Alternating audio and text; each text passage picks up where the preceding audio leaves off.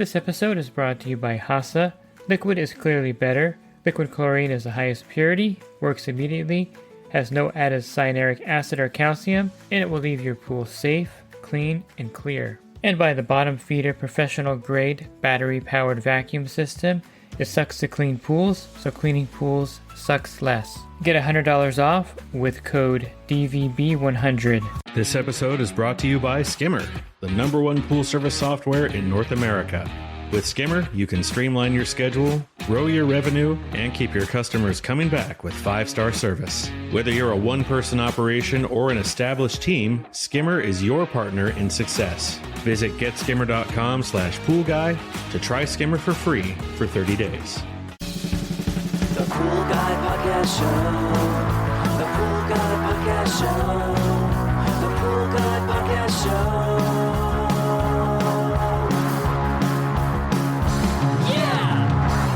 Hi, welcome to the Pool Guy Podcast Show. In this episode, I'm going to talk to you about some common problems you may run into with Infinity Edge pools. I've had a few members ask me some questions lately about the Infinity Edge pools on their route, and I thought this might be helpful to everyone listening who has an Infinity Edge pool or maybe bidding an Infinity Edge pool in the future. Are you a pool service pro looking to take your business to the next level? Join the Pool Guy Coaching Program. Get expert advice, business tips, exclusive content, and get direct support from me. I'm a 35-year veteran in the industry. Whether you're starting out or scaling up, I've got the tools to help you succeed. Learn more at swimmingpoollearning.com. And if you haven't seen an Infinity Edge pool yet, they're basically a pool usually on a hillside, and you can't really see the leading edge of that pool. That's why they call it Infinity Edge, because the water doesn't really have tile and coping around it. It actually goes over an edge that drops down maybe 8 to 10 feet into a catch basin, and this is the Infinity Edge effect. The water is cascading over the side of the pool. If you look at it from the side, of course, you're going to see the sheer wall and you're going to see the catch basin underneath it. So typically, they're installed on a hillside where they can install the catch basin 10 feet or so below. Sometimes I've seen them as, of course, low as 6 feet, but usually it's a pretty big drop off. I guess it varies on how far the Infinity Edge drops off. I should back up and say that, because now that I think about it, I've had some that only had a 3-foot drop off, some that had a 10-foot drop off, some with a 6-foot drop off, but there is going to be some kind of waterfall effect on one side of the pool where the water goes into what's called the catch basin, or a thorough or thraw. Some people call it that because it looks like something that pigs would kind of drink out of or eat out of if you had a farm, and that's a term that was used a lot in the 90s. I think a more modern term is catch basin, and so I'll stick with that term to describe the area where the Infinity Edge water actually flows into. Now, I've had several of these on my pool route before, and I have a lot of history with them. I have a lot of likes and dislikes with them. I guess the main thing that I liked about them is that the view from these are usually pretty spectacular while you're cleaning the pool. So it's one of those things where it makes the day very enjoyable. You're out there, and usually the house is on a hillside, and you have a beautiful view of the valley below you. And it's something that kind of refreshes your day. It kind of like makes you feel like, wow, my office is really cool. But on the other end, there are a lot of drawbacks with Infinity Edge pools. One drawback, and I had one pool in particular like this, which I don't understand the concept behind it. Maybe the builder has a better idea than I do because they actually build them. But there are some cases where you're going to find Infinity Edge pools with no skimmer. Really kind of strange. Fortunately, the builder put a side port in, so I can still manually vacuum the pool if I needed to from the side port, but it lacked an actual skimmer. And to make matters worse, it had a diatomaceous earth filter. So you're kind of scratching your head here, because you know that in order to charge the D filter, you need to put the D through the skimmer. But if there is no skimmer, where do you put the diatomaceous earth? Now, before I figured it out, I gotta admit to you that I tried charging the DE filter through the catch basin with the drains there. So I would pour the diatomaceous earth into the catch basin. Usually the catch basin has two main drains or two bottom drains to it. This was before YouTube or anything like that, and I'll admit that it was a foolish idea, because right when I started pouring the DE near the catch basin drain, it would just go all over the place, and it turned the entire catch basin, the gray DE powder color or whitish gray color. And then I spent a good 20 minutes brushing DE into the main drain or the catch basin drain, and it still didn't clear up by the time I left. And I realized, well, that was a failure. That's not how I'm going to charge these DE filters without a skimmer. But then, of course, a brilliant idea hit me, and this is something I tell the guys who have this problem. Clean the DE filter. Before you put the lid on, go ahead and put diatomaceous earth on top of the filter grids. Usually I try to put it all on top. Sometimes it falls on the sides. I really like the Celipool low dust DE for this, because you're not going to have dust going everywhere. So get the Celipool low dust DE and pour it on top the grids, whatever it needs to recharge with. And then put the lid back on, and really it actually does spread out really well in the filter, because when you take the lid off, a few months later, you can actually see the earth covering it. Now the bad part is you can't really backwash these filters and recharge them properly, because again, you have to take the lid off every time you put diatomaceous earth in. So I highly recommend, if you have an infinity edge pool without a skimmer, and hopefully the builder put in a cartridge filter. This will make life a lot easier, and this will make your job a lot easier. But the older infinity edge pools, of course, have DE filters, and a lot of the infinity edge pools have diatomaceous filters in my area.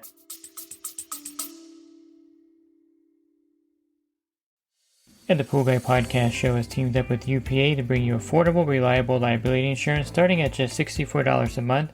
Get up to $2 million in coverage, and the members of my coaching group get an even lower rate. Protect your business and your peace of mind. Sign up with UPA today by clicking the link in the podcast description.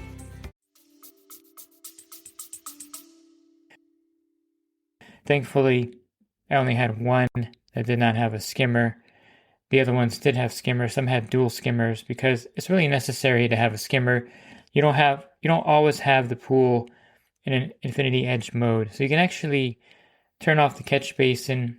With some infinity edge pools, if they're plumbed, where the pool can be a self-contained body of water, and you can run it as a regular pool without the water spilling over. Terry Arco talked about this problem when we talked about high pH in a pool, and one of his pet peeves is a builder that puts in tons of water features. Infinity edge pools usually have a water feature or an elevated spa that spills into the pool, and then you have the water spilling over into the catch basin, which is going to raise the pH of the pool. And especially if you have a saltwater generator attached to the infinity edge pool, the pH is going to be a problem with these pools. What I mean by that is that lowering the pH in these pools is going to be difficult, and you're going to have high pH issues. You may have scaling issues in the infinity edge pool because of it. Let me go over some of the common problems you're going to run into with these infinity edge pools. Now, some of the problems you're going to run into, since it's on a hillside, the pool may settle in one direction, and you may have problems with the pool water level. Now, this is weird, but this is true, and it does happen. But I've had infinity edge pools settle to the point where the autofill that's in the catch basin is ineffective, because the pool has slanted a couple of inches in one direction. So it's sunk into the hillside, and so the autofill is on the side that it sunk into the hillside, which means that it's getting a false level for the catch basin. Now, the reason why the autofill is in the catch basin is because that's where it's filling up the water, and that's where the water level should be at a consistent level. A lot of problems that happen is that when the builder builds the infinity edge pool, getting the pump set, especially with variable speed pumps, to where the water is flowing over at a speed that the water is being sucked through the bottom main drains, or sometimes the skimmer of the catch basin. Yes, some of these catch basins do have skimmers, and I kind of like the ones with the skimmers because they can pick up some of the leaf debris. Not really effectively, but they do have the ability to have a skimmer at least, and some have separate pumps as well and separate filters. So there's all different designs when they build these infinity edge pools. Some have just one filter, others have a filter for the catch basin, and a lot of times you have to get everything properly balanced as far as the flow. So when the filter starts to get dirty, it does actually affect the flow over the infinity edge into the catch basin. And so you may have this problem where the catch basin is draining down faster than it's filling up. Now, sometimes you have to call the builder back to make some adjustments. Sometimes they can't be fixed because the level is just not correct. In the case that I was telling you about where the infinity edge pool sunk a little bit, that was a problem because that basin would never maintain the proper water level at that point. So I was able to rig it a little bit and raise it up and kind of tinker with the autofill, because you can actually raise the float in some autofills to a point and get that to be somewhat stable. But that particular catch basin would always be a little bit low on water, not to the point where it would dry out, but it just wouldn't be to where it wouldn't be at the normal water level that it needed to be at. So adjusting these pools can be a problem, especially if they have multiple pumps, especially if it switches to regular pool mode and doesn't spill over all the time. And you just have to be aware of the difficulty sometimes with keeping the catch basin at the right level. Now, there's some infinity edge pools that I've had where they really had no problems at all. The water level in the catch basin was always where it was supposed to be, spilled over properly, but there are times when that will be an issue for you. Keeping the catch basin algae-free and clean was a problem as well, because technically you can't use a traditional manual vacuum sometimes to clean it. Now, if there's a skimmer, you can attach a small hose and vacuum it out, but sometimes there is no skimmer attached to the basin. And so one thing that you should have is, some kind of vacuum system. Even the large vacuum systems will fit in the catch basin. They're wide enough, they should be wide enough to fit, the hammerhead and riptide. Of course, they're going to fit the bottom feeder, no problem. And then for the dirt, I would recommend one of those WaterTech devices, whichever one you want to use for it. I like the WaterTech Volt FX8 Li. That's a really good, powerful, battery-operated vacuum that you can use to vacuum out the catch basins. You can, of course, use the bigger ones like the Precision 2.0. Those are great also for the catch basins. And sometimes you'll have to have a small spa floater in there with some trichlor tablets. I know it's not ideal, but sometimes you do need to have a little trichlor in there to keep that chlorine level stable in the basin. It's one of those things where some basins just don't have a lot of flow, don't really move the water well, and algae will kind of appear on the walls of it. And of course, it's going to look murky and dirty because that's what it's for. It's to catch all the debris and dirt that goes over into the basin. And a lot of customers want you to keep it clean. It's one of those things where, if you're cleaning the pool and then they see the catch basin is full of dirt, leaves and debris and algae, they're like, hey, you're not properly maintaining this infinity edge pool, which is kind of true, but kind of not true because that's where everything's supposed to go. But you can't really explain that to the customer too well. So make sure you clean the catch basin. Primarily, you're going to be spending a lot of time cleaning the catch basin with these infinity edge pools rather than cleaning the entire pool, because I find that the pools stay actually pretty clean with the water spilling over into the catch basin. And you, of course, in my opinion, you would want an automatic cleaner in the pool. So hopefully the builder installed a side port or suction port for a suction side cleaner, and that way the pool can have something cleaning it. A lot of customers are going to balk at this. They're going to be like, hey, I paid $300,000 for this infinity edge pool. I don't want to see no pool hoses in there. So that will happen, to where maybe having a cleaner in the infinity edge pool may not be possible. And sometimes the builders don't put a side port in, and you're limited to maybe a robotic pool cleaner at that point, which is not terrible, but it's not the most ideal cleaner in my opinion. A few of these may also have automatic covers they're fairly effective with Infinity Edge pools. I find they cover the pool pretty well. You may have problems with the track on the Infinity Edge part being a problem, but I found that they do work somewhat effectively to have them covered, and a lot of them do have the ability to be covered because usually they're just a rectangular pool, and so an automatic cover is ideal for Infinity Edge pools in my opinion, and I haven't really run into much problems with Infinity Edge pools with the automatic pool covers. I did mention that these Infinity Edge pools need pretty precise engineering, and a lot of the times when they're being built, there is a structural engineer that checks out the hillside, that is making sure that the hillside can support the pool. There's going to be some settling, like I mentioned when I had one of the pools with that problem. There's also going to be some problems with leaks. I find that the wall or the dam wall, the wall that's where the water is running off into the basin, tends to have problems. Now, these have to be really waterproof properly, and with the water running over like that, I find, and of course it's on a hillside, I find a lot of times these will start to leak, and a lot of times you'll find Infinity Edge pools with a leak in them. Now, to repair that wall is a really complex process. You have to drain the pool and redo that whole wall, entirely. But there can be leaks in different places. If the pool is not level, it can leak. I've had Infinity Edge pools where actually the water comes out of one side of the basin because it wasn't level. So there's all kinds of areas where it can leak, and you just want to be aware of the fact that a leaking Infinity Edge pool is something that is probably more common than a standard pool. In my opinion, you're going to find that to be a problem. The biggest problem I think you're going to have with Infinity Edge pools, since they have to be engineered so precisely, and some of them have, again, 2 pumps, some of them have different times where they are in regular pool mode, is learning how this pool operates to the point where you can manage different problems with it. For instance, the basin draining it down faster than the spillway is going. That has a lot to do sometimes with the RPM or speed of the pump.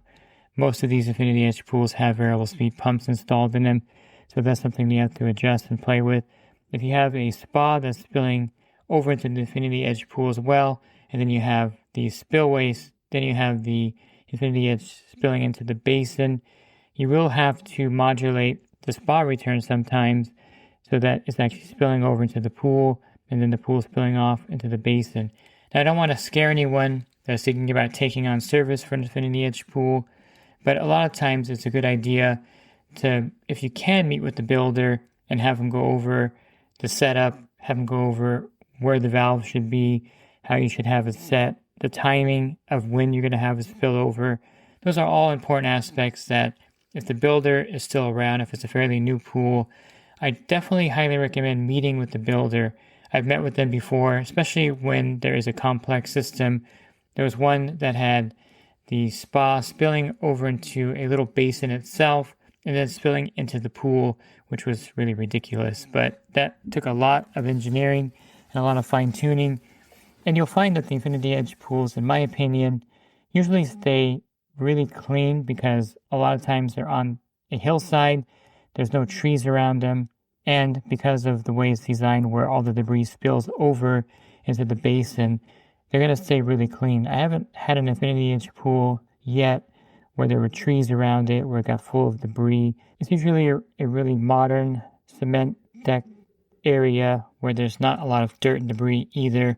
And I find this to be a really great pool to have because it's usually pretty debris-free in most cases, because most of these are, again, very modern looking on the hillside, and nobody wants a tree next to it. It's got to be a really clean look so you can see the horizon and see the valley below. And it's one of the benefits of infinity pools is that there really is no foliage around them. I think the last thing I'll mention is that the customer is probably going to call you a lot more with the Infinity Edge pool. I wouldn't say they're going to call you to complain, but they're going to call you with some questions of how to operate it because it is more complex. There are a lot more moving parts to it in a lot of ways. So the customer may have more questions for you, and they may ask you, to set things differently. So again, it's really important for you to kind of learn how these things work. Each one's a little bit different. Like I said, there's no standard way to build them. Builders have different ideas of what the best Infinity Edge pool is like. Some builders, unfortunately, don't put skimmers in. Others have separate pumps and filters for the catch basin. Others have one pump for both for the pool and the catch basin. And it's just a matter of you learning the system. And if you can meet with the builder again, that's half the battle. You can meet with the builder and talk about RPMs, talk about different things to do. And, if there's a surge tank, talk about that. There's all kinds of different ways of building them again. And no two Infinity Edge pools have been the same for me. They're all a little bit different, and the learning curve can be really difficult. Some can be really easy. And some builders do a really good job of building these. Others, I don't think they do quite as good of a job as building them. And it's something that you're going to run into if you haven't yet on your route. And it's something that I wouldn't shy away from. Just know the complexities and the different things that can go wrong with them before you take that account. If you're looking for other podcasts, you can subscribe here Monday through Friday to my YouTube channel. I post an episode there each day during the week, and also Monday through Friday, I should say. Also, you can go to my website, swimmingpoollearning.com, and on the banner, click on the podcast icon. There'll be a drop-down menu of other podcasts for you to listen to there as well. And if you're interested in the coaching program, you can learn more at poolguycoaching.com. Thanks for listening to this podcast. Have a great rest of your week, and God bless. This episode is brought to you by HASA, providing products that deliver clean, healthy water for every aspect of everyday life. The bottom feeder battery-powered vacuum system, portable, powerful, and only weighs 12 pounds. And Skimmer. Get Skimmer, America's #1 pool service software. Podcast listeners can try Skimmer for free at getskimmer.com/poolguy.